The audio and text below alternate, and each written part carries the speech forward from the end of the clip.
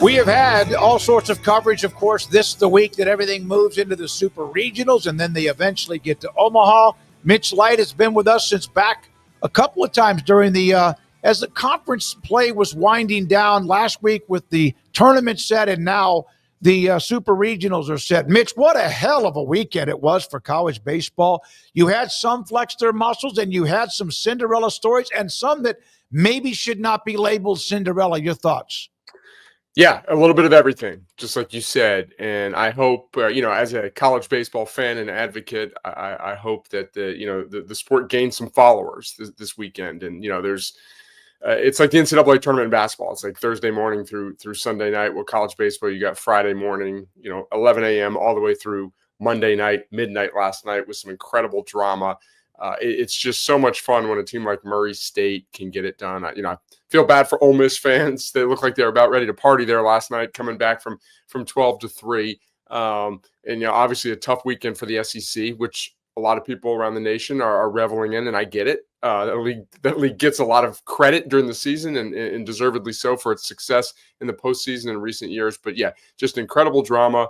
Murray State comes to mind. Little Rock, if they could have beaten LSU last night, I don't know. Some people on social media last night were talking about a comparison in other sports. You're talking about a team with a losing overall record, what they lost like their last 7 regular season games, going down into Baton Rouge, and if they could have pulled that off, would have been one of the great sports upsets of all time. Mitch, which upset were you most surprised to see, and which one were you actually least surprised to see? Wasn't shocked that Texas did not get out of its regional. We talked throughout the season. This is no slight on the Longhorns, but they did not play great down the stretch.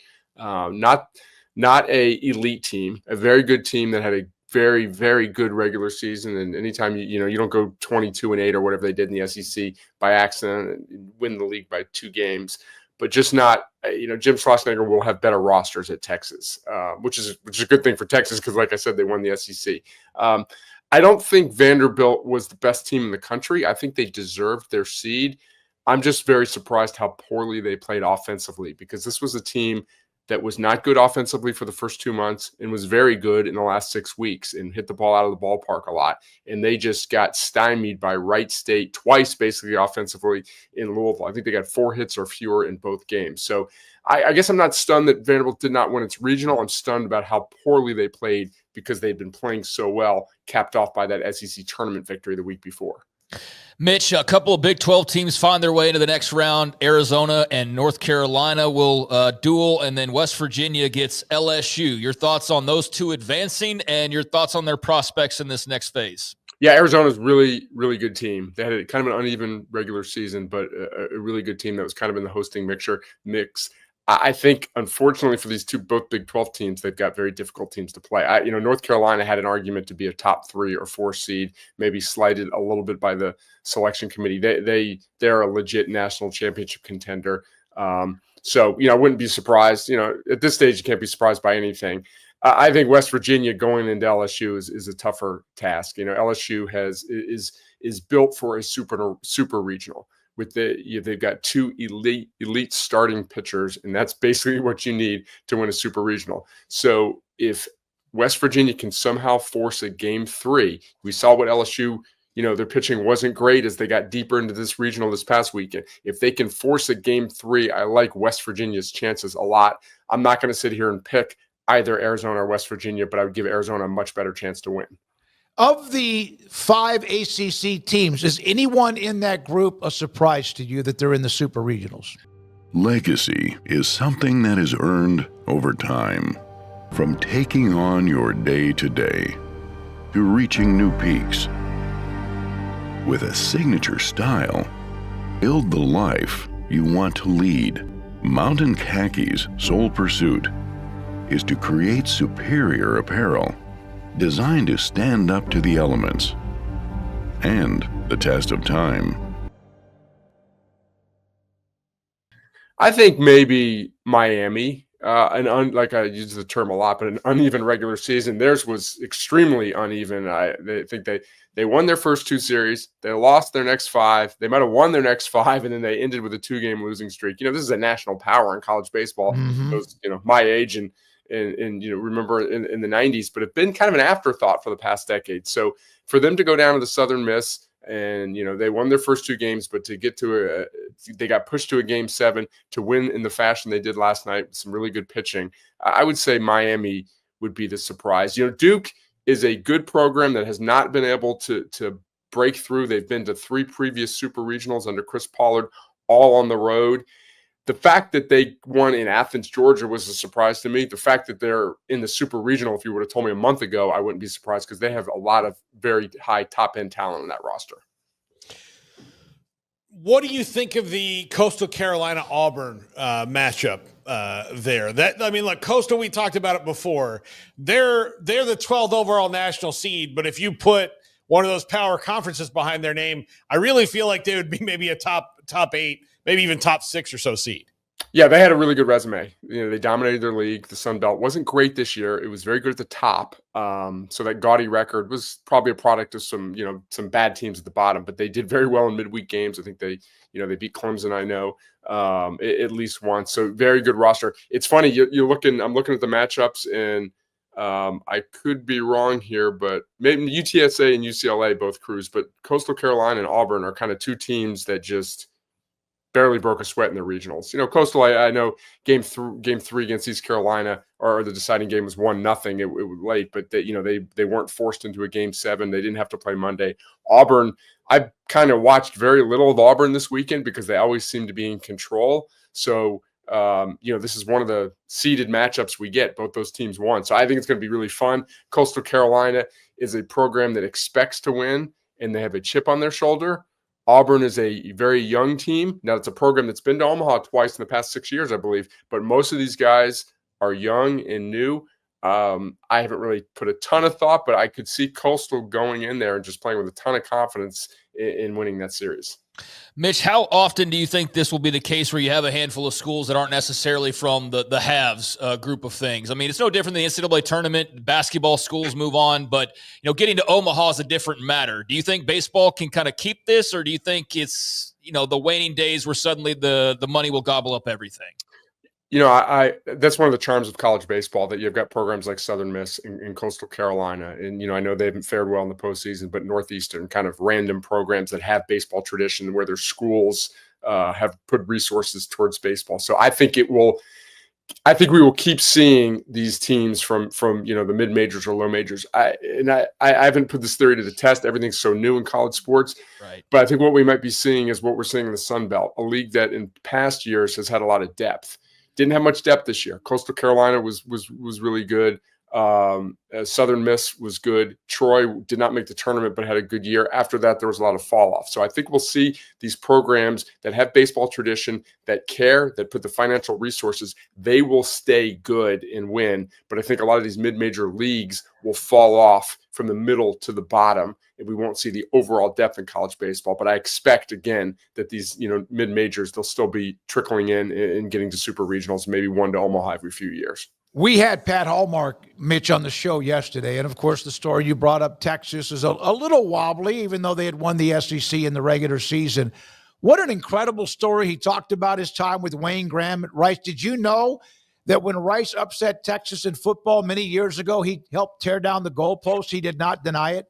I saw the picture online, and it was great. I mean, that's just what you love about college sports, and I'm sure that was a great night for Rice football. But yeah, what a great story there. And I'm sure you guys heard him say this, and I credit coaches for their honesty. And I don't know how much of a shot he meant it, but talking about some of the transfers they lost, and I don't know if he was talking specifically about Ruger Riojas, the pitcher who transferred to Texas, but I think he said in his press conferences, like, if we had those 2 guys, we wouldn't be here. Now, I think he maybe framed it like because we got other guys who replaced them who played an integral role. But I loved his honesty, and that's a program right there that doesn't have a lot of tradition. They've been good in recent years, but they went in to Austin and expected to win and were the better team. There was nothing fluky about what the Roadrunners did last weekend.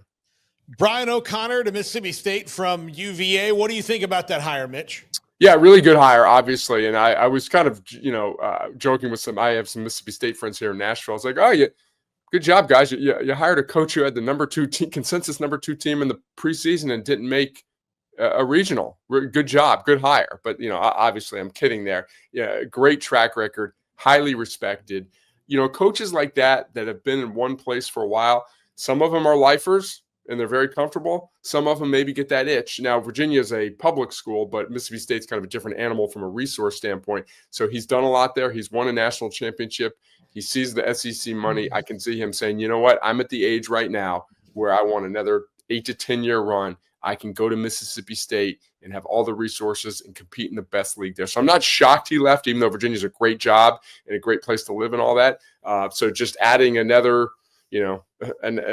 amazing coach to the SEC at a program that has all the resources they need to win. Well, one of the questions, I watched that game last night, a lot of it while I was doing some work at home, and Oregon State drilled USC. And they enjoyed that because of the fact that the conference was broken up. They're not considered any kind of dark horse, are they? Aren't they? Because they've won national titles. This is something, that's who they are. That's a good way to say it. That's who they are. They had the I don't know what the right word is, guys, gumption or whatever, when they got left behind. They didn't follow Washington State to the Mountain West Conference for baseball or the West Coast Conference, which they participate in other sports. They said, we are Oregon State baseball. We're going to go out on our own. They came up with an independent schedule, a very good schedule, played a lot of road games that was RPI friendly. And I'm one of the people I kind of doubted them. I don't know. Didn't know if they deserved that top 8 seed. Thought their RPI was a little bit inflated by a lot of road games. Didn't have a lot of great wins. They lost 4 straight to Oregon in one stretch of the season. But no doubt about it, winning is in that program's DNA. They got a great roster. Their shortstop, a transfer from Washington, Ava Arquette, is outstanding. Trent Caraway's been on fire. Gavin Turley, they got 2 guys with 18 home runs. So this is going to be a tough matchup with Florida State. It just tells you the importance of the seeding. Like in sports, in college sports, I guess, obviously the college football playoff, there's important seeds with home games, but the difference between being the number 8 national seed and the number 9 national seed in college sport and college baseball is enormous. Florida State has to get on a plane from Tallahassee. I don't know if there's any direct flights. Well, I'm sure they're chartering, but from Tallahassee all the way to Corvallis. So that's going to be a great series. Yeah. When I saw the matchup, Mitch, it's like a 3,000 mile big deal, that 8 and 9 there. I was kind of hoping to say, I don't understand Oregon State. Their regional was terrible and they'll lose in 2 games. But do you think, when you look at the matchup, that might be the one that is the most even among all these? I mean, not just because it's 8-9, but the way that they match up, pitcher for pitcher, 9 for 9 in the lineup. Yeah, a lot of depth in both lineups. The pitching, obviously, it looks like, Jamie Arnold's gone Friday night for them most of the year, or I guess all year. And Oregon State's probably best pitcher from a stuff standpoint is Dax Whitney, who goes on Saturday. So we might not see that, ace for ace. But yeah, I very even. Oregon State's very offensive. They play well in that home stadium. It's not a big park, but it's rowdy. I don't know if it's Florida State rowdy, but it's rowdy, and that's going to be a tough environment. I think a lot of teams from the SEC and the ACC look at Oregon State. Not sure they respect the program, but they might not kind of respect the baseball acumen, fans and all that. But they got great fans, and it's going to be a difficult place for the Seminoles to play. The tournament was set up with all of those 13 teams out of the SEC. Sankey even said we should have had 14. Now they have 3 left. I mean, they did take a beating, but they're guaranteed somebody in Omaha because Tennessee and Arkansas are going to play. And then LSU, you mentioned that game series against West Virginia.